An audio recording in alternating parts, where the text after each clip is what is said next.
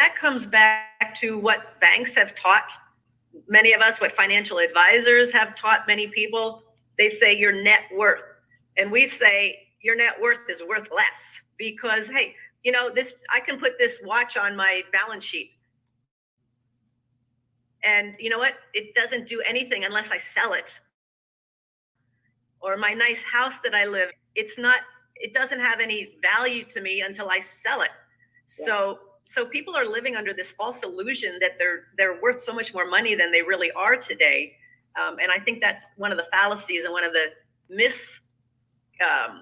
misnomers about a person's wealth. Yeah.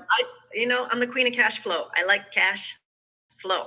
And that's what I count. I don't count my house. I don't count my cars. I don't count my jewelry. I don't count my Gucci bags. I just count my cash flow. And that's really what you got to look at. I mean, at the end of the day, your cash flow, because one of the things that we both love about financial independence, wealth development, wealth expansion is I just want everybody to have an option. I want you to have an option to say, you know what, I want to go to maybe visit my grandmother in Alabama, but maybe I want to go to the House of the Hamptons. I want everybody to have the option to do exactly what they want to do. And in particularly women, because even today, and I don't know, I know you work with a lot of women, I work with a lot of women, but it blows my mind that even millennials, Gen X, Gen Z, it's not just boomers, are still sometimes kind of just like, well, I don't worry about all that. I let my husband take care of it. I mean, what are you kind of seeing even today in 2022? I see a lot of the same thing. Now, and to me, money, to your point, money is freedom. It gives you more options. You can do this, you can do that. What I don't like is, and this is where where Rich Woman came from, is I've never wanted to be dependent. I didn't want to be dependent financially on my parents, on Robert, on anybody. I needed to be financially independent because money can really can be very controlling. It can be very enslaving. And if you're depending on somebody to take care of you, guess what? There's a price for that. And a lot of that price is self-esteem, self-confidence, your self-worth of yourself. So one of the biggest things for me when I became financially free is that my self-esteem just went through the roof, because now I know I don't have to depend upon somebody else. I don't have to compromise. I don't have to make sacrifices. I don't have to go against my values and my core beliefs. I can live the life I want to live. And that for me, for women, if there's one gift that comes to women, is to live a life according to what you stand for and your true values. Yeah. That's really good. That's really good. You talk about something that you talked about this, and it was really good. And of course, I haven't met her, but if I met her, I'm sure I would love her, and I'm sure you do too. We just use this as an example, not to demean or degrade, but to give an example of what you don't want to do. Nicole Murphy, Eddie Murphy's ex-wife, obviously when she was married to him, they lived this, palatial life, and then they got a divorce. And kind of tell us about that story, because I thought that was really interesting. And I'm like, this is a wake-up call. Yeah, and that's why I wrote Rich Woman, a wake-up call for women, because the statistics for women, as you know, Jewel, they're not real pretty. So many women, because of divorce, death of a spouse, or bad money management, as we get older, we find ourselves in a financial disaster. So with Nicole Murphy, what had happened is, yes, she was living off of Eddie Murphy's money, spending. Her habits were spend. So when they divorced, she got a lot of money, but the habits that she had were still the spend habits. She had terrible money habits. One of the things you need to learn are to have good money habits. So she had terrible money habits. It's why people, when they win the lottery, they end up broke several years later, because they're still operating under the old habits of when they did not have money. So Nicole gets all this money. She spends. She doesn't just run out of money. She ends up in major debt because she bought the car with a loan. She bought the house with a mortgage. So not only did she go through all her money, but she ended up owing a lot of money. And her solution was she was going to find another rich guy. That was her solution. And I just, the price on the person, the price on your self-esteem is just, it's so not worth it. Yeah. It's so not worth it. And it's not rocket science. Not. Learning how to manage and grow your money is not rocket science. Yeah. I knew nothing about money when I started. Nothing. Yeah. Me either. Me either. I grew up with amazing parents. They were entrepreneurs, but they were spenders. Yeah. And, mom would have naturally, my mom, even today, she would have naturally been a really good money manager. She just didn't ever trust her financial instinct. She trusted my dad's financial instinct. Great people. But it's a difference. And I think in my book, The Mind of a Millionaire, I kind of break that down, because I think sometimes with women, they feel like, oh, I'm married to a good guy. Oh, I'm married to a good man. Nobody ever said he wasn't a good guy. Yeah. That doesn't mean you can't learn about money. I talk to a lot of women and I'm like, okay, so where is your money? Where is it? And they're like, oh, it's in the bank. Okay, just in the bank? Where else is it? Is there real estate? Are there stocks? Are there funds? Is there gold, silver? What else is there? And they're like, oh, I don't know. I don't know. And I'm like, so it's not rocket science. It's just getting some financial education, starting small, taking baby steps. You can do it. Yeah. No, that's really good. And you have so many different stories, as I do, of women who did not say, let me just learn. I think learning about money, a lot of women felt like it was intimidating, but it's just like anything else. If I keep it before my eyes and keep it before my ears, eventually what I didn't understand last month or last year, now all of a sudden I'm starting to learn it. Learning the language of wealth, I think, is just like learning any other language. You just have to commit to say, this is important, because this is the difference between, me doing something or going somewhere or even empowering other people. We had something kind of sad happen, but I was able to, a good friend of ours who was our PR for a long time, her daughter, unfortunately, took her life. Very sad. But I was just blessed that I was in a position to be able to do something. Because it's great to call people and tell them you love them. It's great to pray for somebody, but it's nothing like being able to send a check. Yes, absolutely. And you touched on it, Jewel. Learning the first step is learning the language of money. And to look up words, to understand vocabulary, that's free. That doesn't even take any money. You can just, and if you go online, read a financial newsletter, just read something from the financial media. You'll see words that you don't understand. You look them up. And that's one way, because one of the things that traps a lot of people, and where they feel they're not smart enough or they feel intimidated, is because all the jargon around vocabulary of money.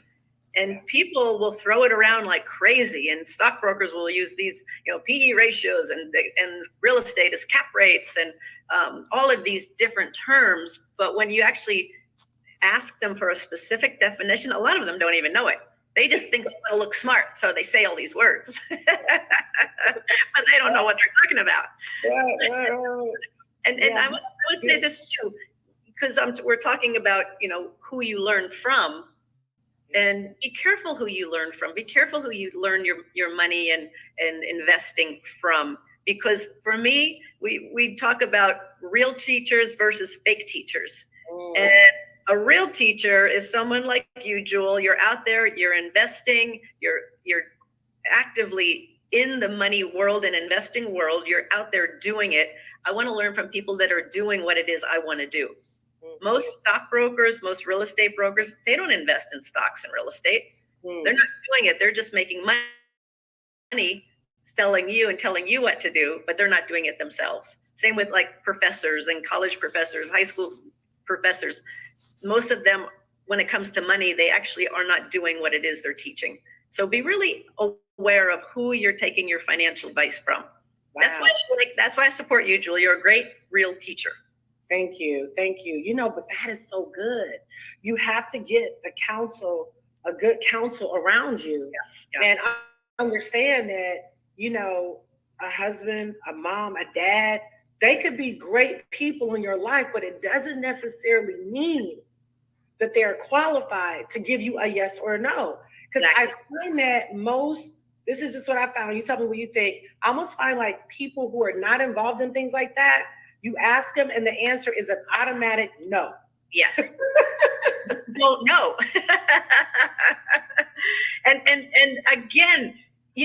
I have enough, drama right between my ears. I have enough negative thoughts to myself and talk to myself. I don't need somebody else telling me why I can't do it, because I know of a very dear friend of mine, and I had walked her through buying her first rental property. We walked through it. We went through all the numbers. I had it all set up, and we had the deal ready to go. And then she went back to where she lived. She was out of town. And I called her a few weeks later. I said, did you get the offer? Did you get the agreement signed? Are you ready to go? And she said, oh, I decided not to do it. And I'm like, why? She said, oh, well, my neighbor, she said it was too risky. And I'm like, does your neighbor have any rental real estate? Well, no, but she said it was too risky. So I decided not to do it. So be careful who you listen to. Be careful who you take your advice from. Take advice from people that are doing what it is you want to do. It's very simple. If you're working with a stockbroker and he recommends or she recommends a stock to you, just ask her, are you invested in this stock as well? That is such a good point. I think you're right, because I've seen that. I've seen people like so excited. Oh my gosh, I'm going to invest. Oh my gosh, I'm going to learn about crypto. Oh my gosh, I'm going to learn how to trade. And they're fired up. Yeah. And they go home and they tell somebody else who knows nothing about it, and they believe them more than they believe the person who actually has fruit. Exactly. That's exactly. And you know why that is? I think it's because people are so afraid. I mean, especially like my first investment, I was very, very scared about it. So I wanted a reason why not to do it, because that would be, in the short term, that would be easier. In the long term, it's going to be harder. But people are looking for reasons not to scare themselves.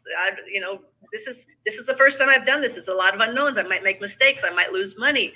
And they have all this negative talk going on inside of them. And then they talk to somebody and they say, oh no, that's too risky. Oh yeah, you're right. It's too risky. I'm not going to do it. Wow. That's the easy way out, but that road becomes the hard road in the long term. You're right. I think it's interesting too that people say that's too risky, but to me, everything in life is a risk. Yeah. There's a risk if I do, and there's a risk if I don't. Yep. Exactly. There's a risk when I leave out of my door. I mean, everything is a risk. Yeah. I guess we have selective risk fear. That sounds plausible to me, because you know what I like about fear. So every time I get nervous and I have like butterflies in my stomach and I'm going to do something, even if it's like making a hard phone call, a phone call I know is going to be a tough phone call. It makes me nervous, but I do it and I get through it and I get better and smarter because of it. So that fear actually can be a great tool, because it's going to show you something that you didn't know, or something that you really don't want to go through. But once you go through it, you're going to be better. You're going to be smarter. Oh, that is so good. I'm so glad you said that, because I think the misnomer is, okay, Kim is super successful. Michelle's super successful. Jewel, Gloria, whoever is super successful. So they must not have challenges, drama, fear, issues. They must not have anything going on. It must not make mistakes. Oh no, we don't make mistakes. We don't have screw ups every single day. Yep. That you're dealing with some kind of fear, but you just learn. So, because for me, when I feel, if anxiety comes or a fear comes, I'm like, okay, God, help me through this. But I know ultimately, after I ask for his help, I still have to take action myself. Yes, absolutely. And that's the key. That's actually how you get over the fear, or at least manage the fear, is you take action. Yeah. Even if it's small steps, take action, because the action is better than inaction. Nothing's going to happen. And I have a fitness trainer, Jewel, you'd love him. And I was working out one day and I'm like, God dang, this is hard. And he's like, a little uncomfortable? I said, yeah, a lot uncomfortable. He said, well, when you start getting comfortable being uncomfortable, you'll be great. And so I've taken that into my business. I've taken that into investing.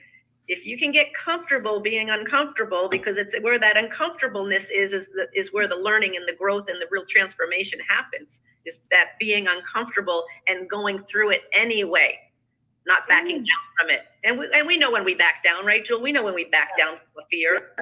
Yeah. And and I know when I do it, and I hate it. Inside, I know it, and I hate it. Ugh. It's like, I should have done it. I should have done it. Because I don't think we ever get to a point where there's no fear. I mean, when I first started business, there was fear. When I first started investing, there was fear.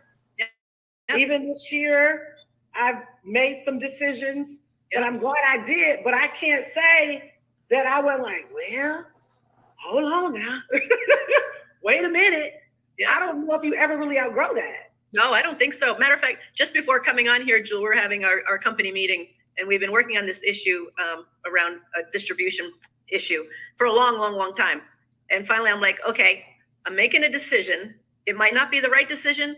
It might be the wrong decision. I don't know. But we need a decision made, and we need to start acting. Instead of getting into analysis paralysis and what about this and what about that, I said, we're going to make mistakes. We're going to go up and down. It's okay. But we need to get moving. We need to act. We need to do. Yeah. Oh, that's good. That you just had to make an executive decision, because sometimes when you have a team meeting, I love that everybody's going for, what about this? What about that? What about this? What about that? But then you have to come to a point like, I know we have to advance. So I would rather move forward, make the decision, than to do nothing at all, because certainly if we don't make a decision, we're definitely not going to advance. Right. And I bet you've done this. I've done this many times. I was in my real estate investing, I was overanalyzing a deal, and I was a little unsure of the deal, and I took too long, and guess what? Deal's gone. Oh, sorry, somebody do it. Sorry, you took too long. Yep. No, definitely. I have had a few missed opportunities, and that's why I really try not to. I analyze deals, but I'm definitely looking for the inward witness. I'm looking for the gut. I'm looking for this feels good. I like it with this, because I've learned many times that I've had to learn as I go. I can analyze with so much, but then it's like, I gotta just take the lead, and I'm going to learn as I go. That's sometimes the more I know, the worse it is, because I start to analyze too much instead of taking that leap. And I'll tell you a good story and a great lesson from a friend of mine, Ken McElroy. He's our investment partner. He's a Rich Dad advisor on real estate. And there was a property right near our office. I'm at the Rich Dad office right now. There's a property, and it was like a little postage stamp, and it's just right around the corner here, tiny little property. And they had this huge price tag on it. And I'm like, I just don't see it. I don't know. I mean, it's so overpriced. And I'm looking at, like putting, a small apartment building on there, and, maybe a couple different properties, duplex, fourplex, things like that. And I'm like, I just don't see it. There's no way this thing is going to cash flow. No way. So I let it go. So you know what's on that property now? A W hotel. You think we're making some money? I didn't see it. And my friend Kenny gave me the classic line. He said, Kim, the person with the best plan wins. And I'm like, W Hotel had a better plan than me. The person with the best plan wins. And I've taken that into business and investing. It holds true for me. That is so strong, but it also speaks to the point of, you got to get your circle. I like to call it your wealth circle. Yeah. Who are those business partners? I was able to do very well in real estate because of Kerry Lampkin. You met Kerry out of Detroit. Yeah. Like most of those properties I bought, sight unseen. I had to trust his vision, his eyes. I asked a couple questions, sure, looked at a couple things, but I never physically went to Detroit except for one time. To my very first property I went and I saw. After that, I trusted my business partner's judgment. And not that to say that that's equal all the time, because I think we do have to still use our brains as well. But I do think that it speaks strong. I trust Ken. We made a lot of money together. If Ken says this, for the most part, I have to kind of also trust their vision, because we're not going to see everything and know everything and you have to trust the instinct sometimes of those people that you are in partnership with. Yeah, no, absolutely. That's the key word for me now. The key word by far in doing anything with anybody, deals, business. I only want to work with people I trust, because I worked with too many people that broke my trust. I don't care so much about the skill level. I do want people around me that are successful, that are doing well. But the most important thing is, do I trust them? That's key. And to your point too, Jewel, about that sometimes you don't see things. It's like I didn't see the W Hotel. I had a friend of mine, he was in Scotland, he and his partner, and he walked by this property every day. It was a church and it was for sale. And he's like, what am I gonna do with a church? And it had been on the market for like 2 years. He goes, what am I gonna do with a church? And finally somebody said, well, what if it wasn't a church? And he's like, what? What if it wasn't a church? What if you could take it and break it up and make individual condos? Wow. And sure enough, he did. He bought it. And on top of it, it was historical. So he got all these credits from the city and money from the city, and he turned it into 6 different individual condos, made a fortune. Wow. But until somebody pointed it out, he couldn't see it. And that's the beauty of financial education. That's the beauty of experience. Yeah. Is if you don't know what you're looking for, if you don't know what you're looking at, you'll never see the opportunity, because they're out there all the time. It's just that if you can't see it, you're not gonna do it. So huge. Now, do you find this? To me, it almost seems like, to me, during times of recession, war, pandemic, those are some of the biggest opportunities if you won't let fear clench your heart. Yeah. The biggest opportunities is during crisis. Yep. Yes. There's so many opportunities out there. I was just with a friend of mine up in Napa, and he has a couple of wineries, but in the last 2 years, he has bought so much property up in Napa. He bought a grocery store. And as I said, he has several wineries. There's a train that goes around Napa, like a tourist train. He bought it. And guess where it's going to stop? At his properties. But everybody else was so afraid to take any action. He just went buy. And now he was always doing well, but now he's going to do even better. But yeah, and you look at all the different trends that are happening because of this whole pandemic, and people are moving out of places. People are moving to where they feel safer. They're moving out of the cities, more to the rural areas, suburbs, and beyond. And there's just opportunity. The one I'm looking at now, and I've seen a few things that are being done. All that commercial office space that's sitting out there empty, because all these companies are not coming back to work. They're working from home. They're working remote. Right. If you can figure out a way to repurpose that,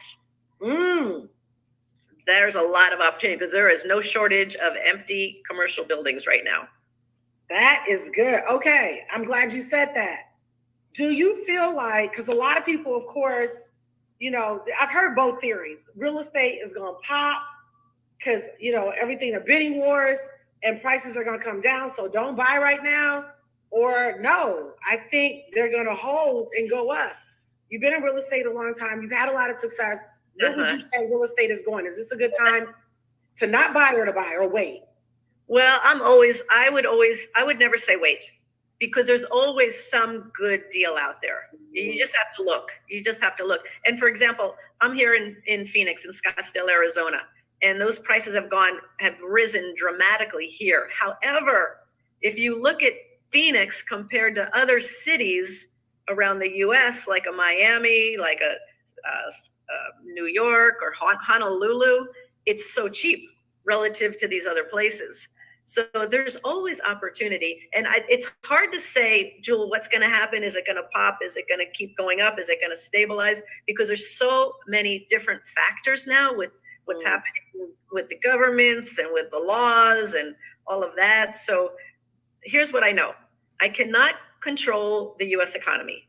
I cannot control the global economy. I can control my own economy. And I can always find a deal that will fit me, that will suit me, regardless of what happens in the rest of the world.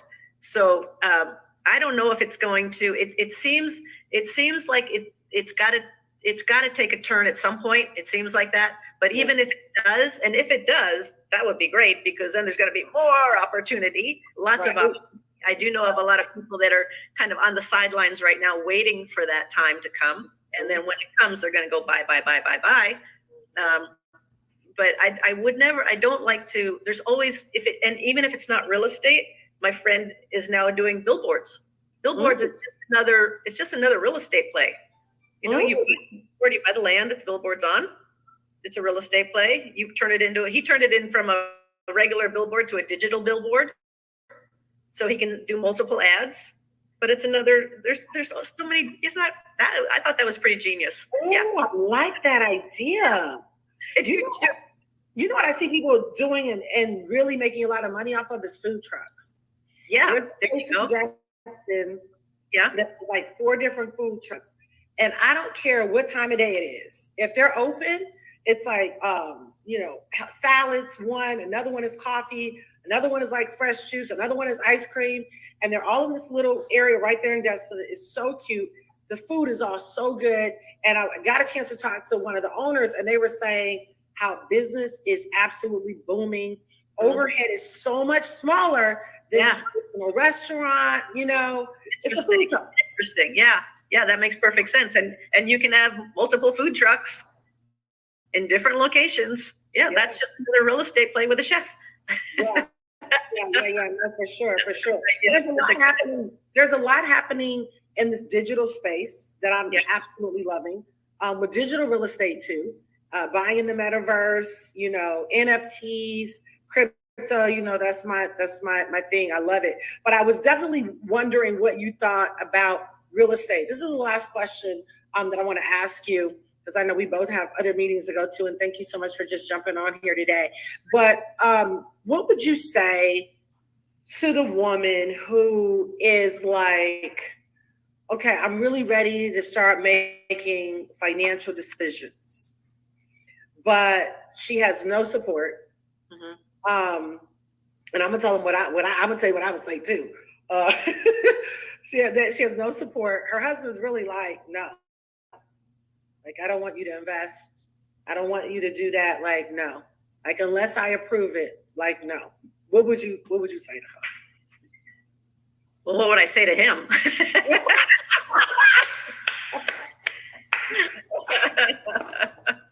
Listen. And that's the problem. If you're not making the money, then the person that makes the money seems to control the money. So I would number one, I would look at that relationship. I would also find out, and unfortunately, if you have to do this somewhat secretly, you got to find out where you are.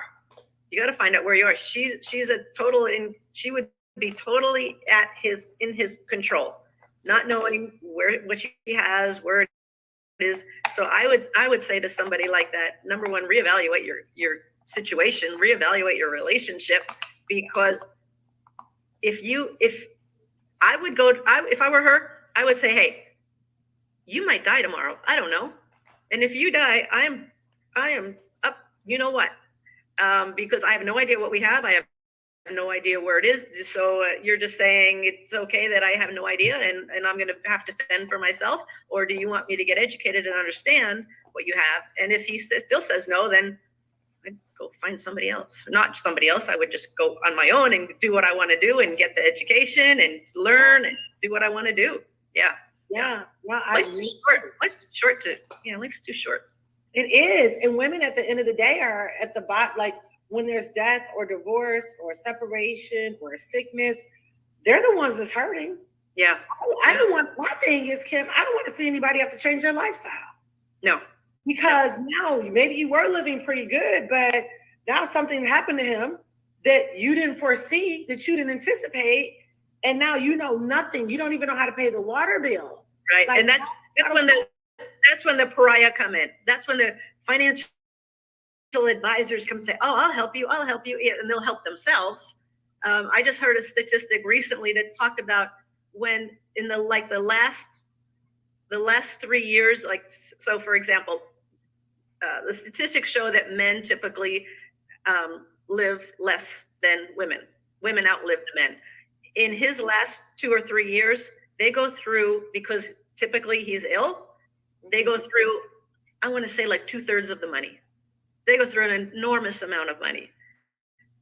And so this is again why I like cash flow, Jewel, is because that cash flow keeps coming in every month from my rental properties and from businesses.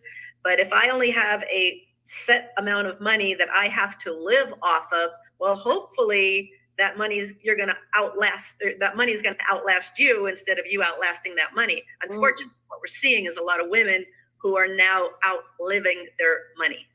And it's a shame. This is why I preach cash flow, because I can stop working. I can continue on, do whatever I want, but that money is going to come in every month. That is something else. A lot of women are outliving their money. Yeah. And they're not considering when they are working.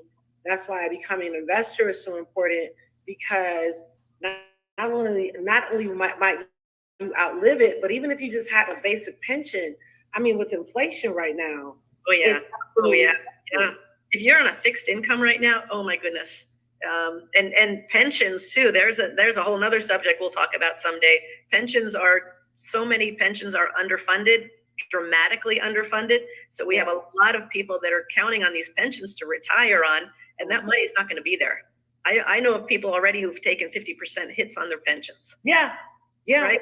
So, and another reason why to be an investor, another reason to start taking control of your money, the rules all changed. Pension, Social Security, the savings rate, you're basically upside down given inflation. You're paying money to have the bank keep it for you. So instead of saving money, I save it for the short term, but I'm only saving it to invest it. I'm looking for the investment, and then I'll put my money there. Yeah. That was the whole word. Yes. And then your cash flow from your other properties builds up. And then you take that money and put it into your next investment, and it's self-generating. But it starts with it can be one little investment. You just got to start. My first investment, $25 positive cash flow every month. That was it. But the education I got was the most valuable thing. Yeah. Do you like Airbnb? I don't have Airbnb, but my girlfriend is doing it right now, and she's doing really well. You really have to follow the rules in where you're doing the Airbnb, because like in Hawaii, we're selling our house in Hawaii right now because it's gotten very restrictive and very against non-residents. So the hotel industries, look at the hotel unions. The hotel union doesn't want Airbnb. They want everybody to go to their hotels. So they're passing rules right now that say you can rent out your Airbnb once every 90 days. 4 times a year. Wow. But and that's an exception. But for most, I found a lot of people do really, really well with Airbnb. I just haven't mastered it. Yeah, I did one in Atlanta, and by the time I paid the expenses and the property management and the maintenance of it, I was breaking even. So I came through it.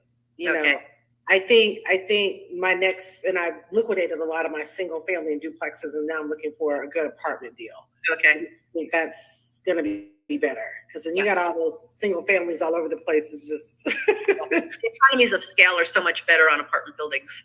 Yeah. What would you say is a good minimum in terms of units for apartment building? Well, it depends on when you're starting. So when I started, my first apartment building was 6 units. And then I went to 12, then I went to 18, then I went to 32. And by this time, I had on-site managers at some of these properties, but I was overseeing all of it, and I couldn't manage anymore. So I stopped buying properties because I didn't have any more time. Plus, the Rich Dad Company was taking off, and I was full on in that. And then I met Ken McElroy, and he has property management, and it exactly aligned to how we do our property. And I said, oh, fantastic. Now you can manage my properties for me. And he said, oh, no, I can't. And I can't. I'm like, why not? And he says, I only manage properties of 120 units or more. And I'm like, really? So he inspired me to get a property of 120 units. Yeah. And I managed it. Yeah. But I still like the first apartment buildings are different than a single family or a duplex. but not that much different. So if I had started with 100 units, I probably would have gone broke because I didn't understand the business of apartment buildings. Yeah. So it depends on where you are in your education. You've done a lot of investing, so you can go bigger. But the key is going to be property management. You've got to have a great property management company, and they're sometimes hard to find. So find a great one and stay with them. Yeah. On average, would you say, and I'm gonna let you go for real, but on average, what would you say the return on investment for a property management percentage wise? Would you say 10%, 20%, 30% per year? Well, it depends on where you are. I mean, it depends on what city, what town. It depends on what part of the country. It depends on the property. So I would have to look. We've done everywhere from I think 7% up to 15%, maybe 20%. I think 20% high. Yeah. Okay. It all depends on where you are. Where you are. Okay. That was so good. This is so good, girl. Thank you so much. Yeah. One last thing, because we're talking about property management companies, and this is I learned this from Kenny. If you're looking at property, one of the best resources for looking at property are property management companies. So if you're looking to buy a new property, go to a property management company. They know every property in that area, and they don't care which property you buy. They just want to manage your property. So they're not trying to sell you a property. They're not going to lie to you necessarily, but they can be a great resource of information on what properties, who owns them. Maybe they'll know if somebody's thinking of selling, which ones have problems. I would go there before going to a real estate broker. Girl, that is so good. I learned that. Completely. No, seriously, because I've been looking for apartments, but no, go to the property management company.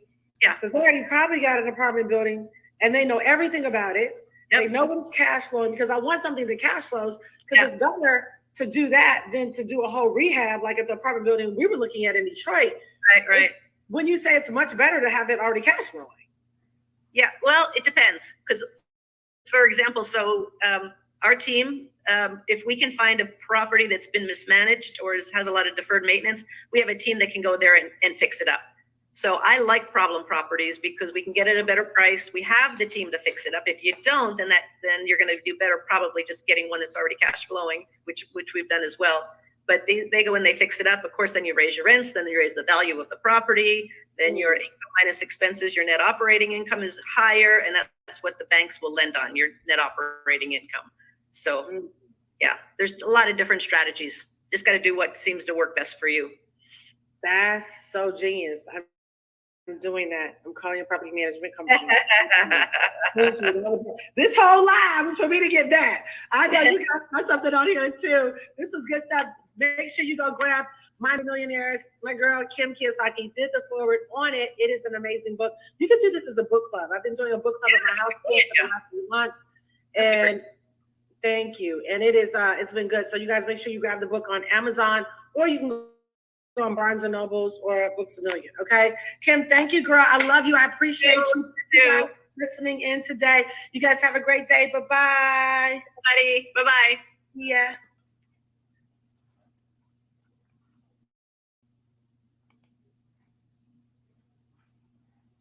All right, everyone. I hope that was very, very helpful to you.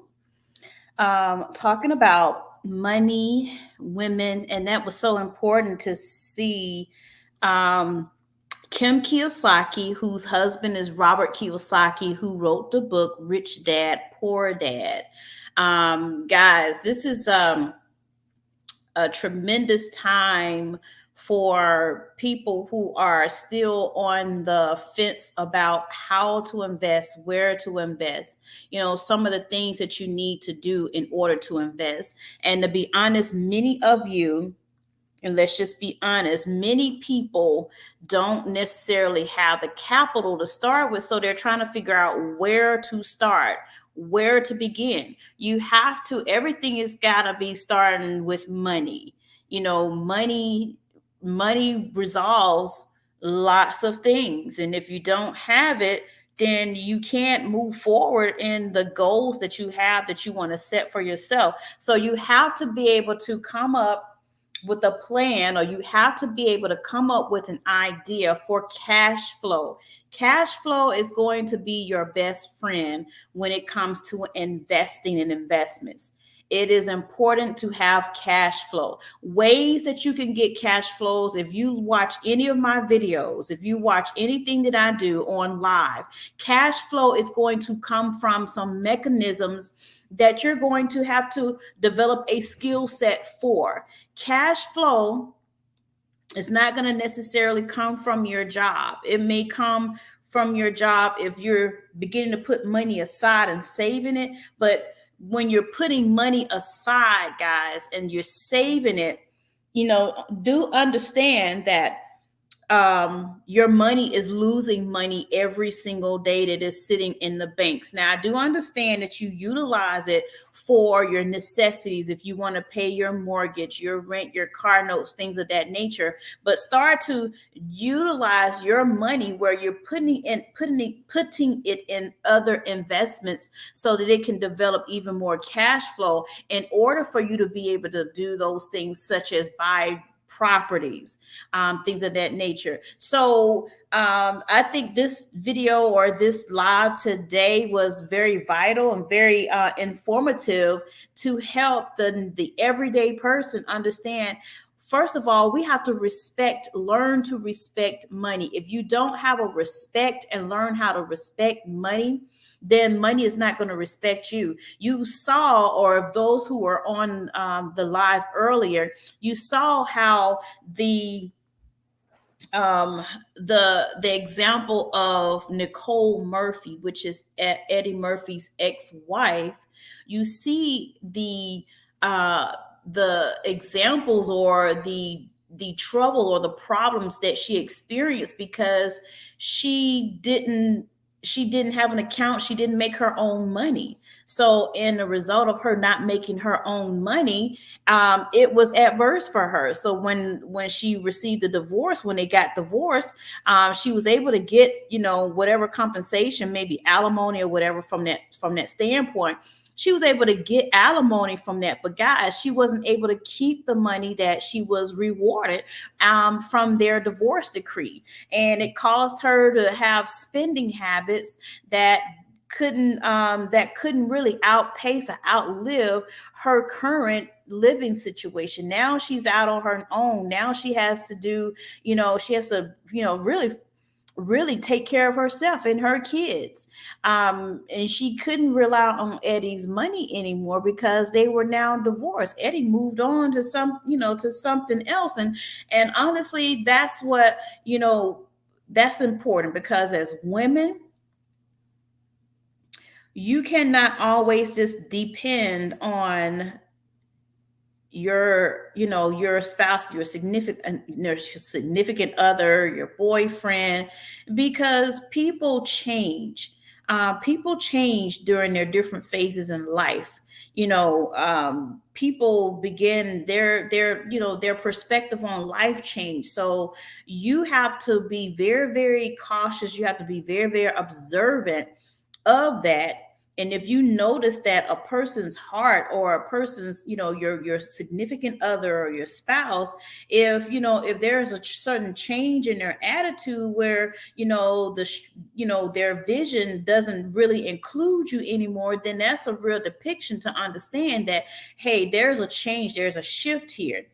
And I need to be aware of this shift, or we need to have a sit down and we need to talk to see, where are we going? Are we leading two different lives? And if so, then there's some preparation that needs to be done on both persons' part, because people do change, guys. I mean, we see this every single day. People change, things happen, people get divorced, people come together, things change, and you need to be not only just aware, you need to be alert of that, so that you won't be caught with your pants down. And now here it is that you're trying to figure out, how you're going to pay your bills, how you're going to live from day to day. I don't care if it's even a relationship. I don't care if it's a marriage.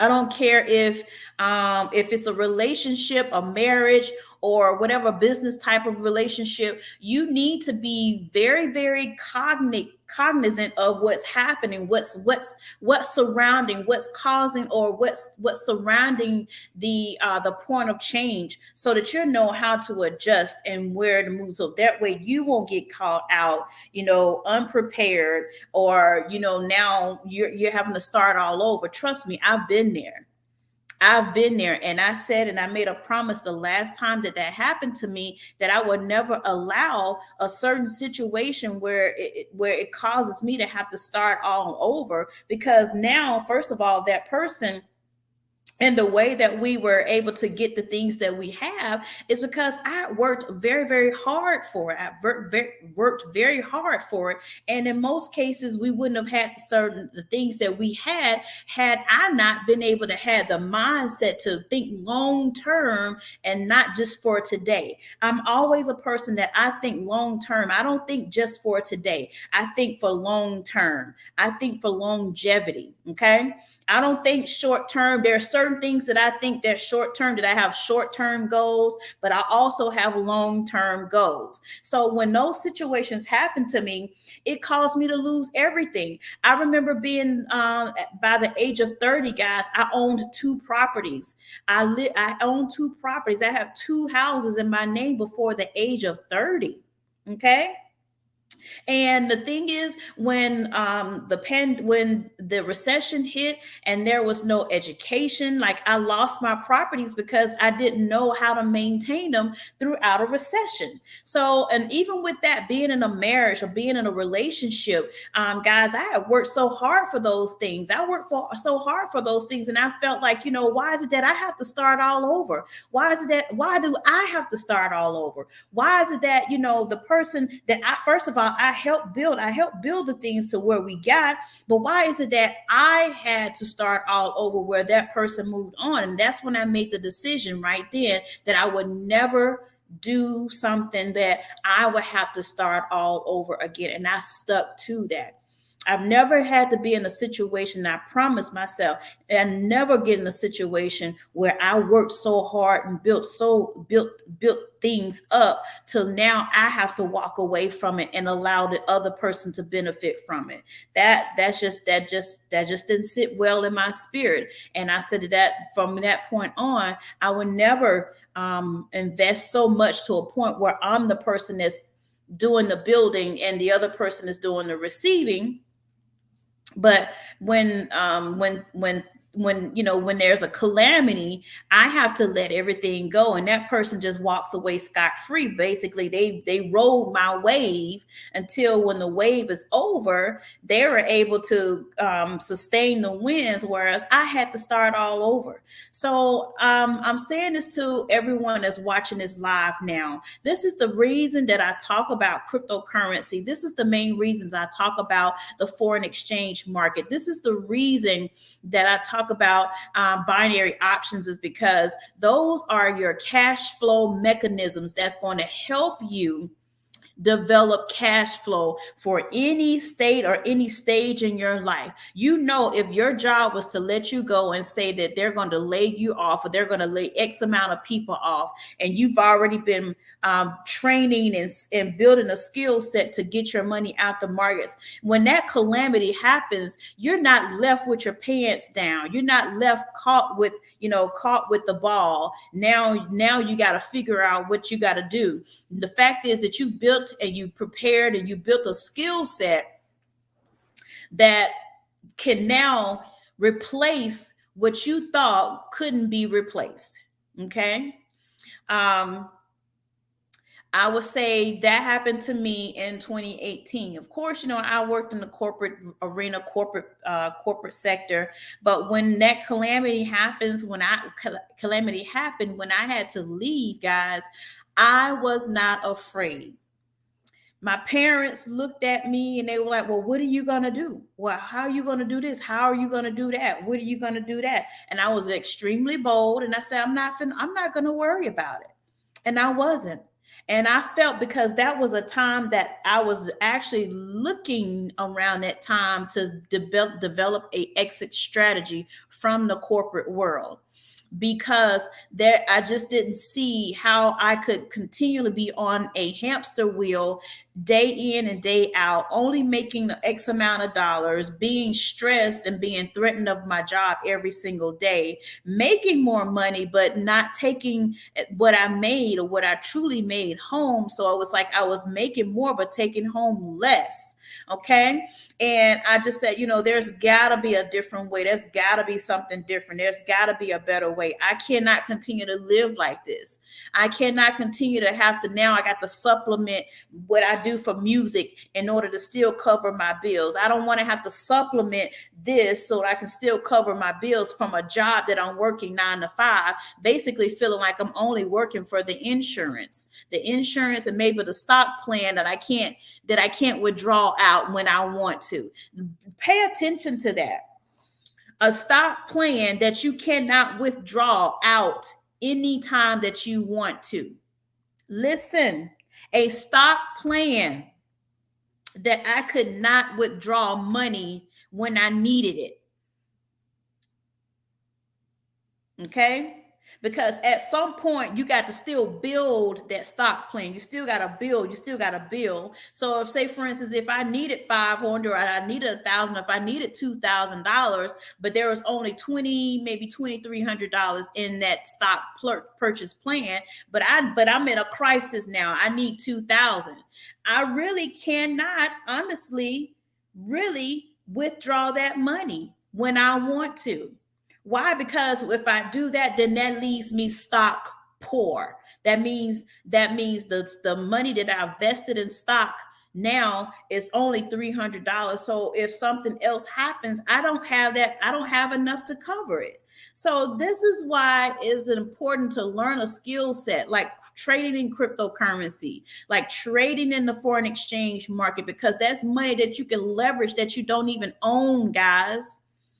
I sent out a blast text to people in my phone, over 100 people in my phone, just to show you how quick it was for me to make $170 in less than 5 minutes, and really less than 20 minutes. But it took 20 seconds. It took 15 seconds only for me to type the numbers in. It took 20 seconds for me to type the stop loss in and to take profit, to protect my money, but also type in the area where I'm going to gain money. But I only went in the markets with 10 cent, 20 cent, guys. If you're in the market with 10 cent and you're able to get $170 out of 10 cent, that is remarkable, and is done in less than 20 minutes. This is the reason why I talk about cryptocurrency and the foreign exchange market and the binary options market, guys.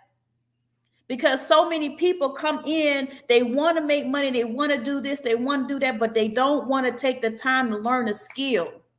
They want to get everything easy. You want everything to come to you easy. Where we are in a time where things are not going to come easy. You're going to have to work for it. And you cannot get mad because the results that you're looking to have is not happening, because you're not willing to put your head down and you're not willing to dig in and learn and sacrifice. So the thing that you want to do, if you can't put it on, you can't wear it, then it's no value to you. But that stuff that you're wearing doesn't give you residual income every single time that you put it on, every time that you wear it. If I was to go to the creator of this outfit, of this dress, and I say, hey, I put this dress on today, what are going to be my compensation every time I wear this dress? They're not going to give you compensation. Why? They're going to look at you like you bought the dress. Your compensation is for you to wear it. Your compensation is for you not to be naked in the street. That's your compensation. But thank you, because you bought my dress. Thank you. Why? Because they were willing to do the things that you did not do. They were willing to create, and they were willing to create something. They actually solved a problem. They solved a problem. You need clothes in order to roam about the earth. Okay. However, You do need clothes to roam about the earth, but those clothes are not going to give you residual income every time you wear them. You have clothes, you have belts, your Gucci belt, $300 and $400, $500 belts. But you don't even necessarily have $300 or $400 in your savings account, or $300 or $400 set aside. But you would rather sacrifice and get a Gucci belt, or Hermes belt, or Valentino belt, or Louis Vuitton belt. I've seen so many people spend their paychecks to just have something, just to show I got a Gucci belt, just to show that I have a Valentino belt, just to show that I have a Ferragamo belt that cost me $300, $400, $500, $600 for the belt. And you won't even learn how to get $300, $400, $500, $600 in the market in a day. There's something wrong with that. There's something very wrong with that. When you can get $300, $400, $500, $600 out of the market on a daily basis, you'll have enough money to buy you a Hermes belt, a Valentino belt, a Ferragamo belt, or shoes, or scarf, or outfit. We got to learn how to really respect money, guys. We have to learn how to respect money. Your laziness and unaccountability is going to suffer, and it's going to pay at the end, and it's not going to be a good payback. Pay attention to your surroundings. Pay attention to the things that are going on right now. I'm going to say this again. The city of Atlanta put out an article in the Business Chronicle saying that the housing market is unaffordable for the people here that are working a 9-to-5 job. It is unaffordable for the regular person who has a 9-to-5 job. Their pay has only increased 1%, but the housing market has increased 30%. Think about that. Guys, have a wonderful evening. We'll be back at 9:30 tonight. I'm going to have some friends with me. We're going to be on live. We're going to be talking about quite a few things. And I think you should definitely tune in tonight at 5:30. Hopefully I can go live a little bit later on, so we'll figure out whose page that we're going to be broadcasting this from. But have a wonderful evening, and I'll talk to you guys later. Go back and watch this video again with Kim Kiyosaki, who's the wife of Robert Kiyosaki, the Rich Dad, Poor Dad author. Have a good day.